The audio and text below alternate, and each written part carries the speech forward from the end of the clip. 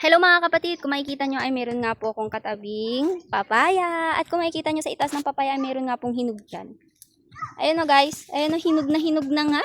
Kalain nyo ito si Saluyot Girl, puro harvest na lang ang ginagawa for today's video. Niyugyug ko lang naman po mga kapatid yung papaya. At ito na nga po yung hinog niya ay napakalit na. Itong si Saluyot Girl ay sige pa rin sa harvest. Abay syempre naman. Yan, may papaya na tayo mga kapatid. Palamis kapag kumakain. Ito na nga po mga kapatid yung papaya na hinog na. Kinuha ko na po at may palamis na po kami pagkatapos kumain. Pagkatapos ng hinabis ni Saluyot Girl yung papaya ay ito naman ang next kong gagawin. Sana antabayanan niyo pa po ang aking video. Hello guys, andito naman po si Saluyot Girl dahil tinitingnan ko na naman po may luto na naman po kaming saging. At dito nga sa may banda ko ay mayroon nga po akong nakitang luto dyan. Makikita nyo ngayon mga kapatid ay akalain nyo yun. Meron na naman tayong blessings. Kaya ayan, kasi Saluyot Girl ay isasama ko ngayon kapatid ko para naman po magsaba kami ng saging ulit.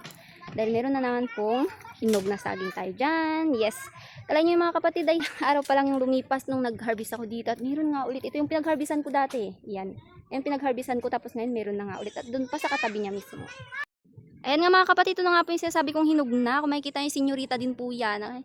Yung una po namin na-harvest dito na ito nga po yung hinarvest ko na dito ay pinagtanggalan na nga po nito. Hinog na nga po lahat yun at nakain na nga po lahat namin. At meron nga po ulit blessings na dumating. Ayan nga po.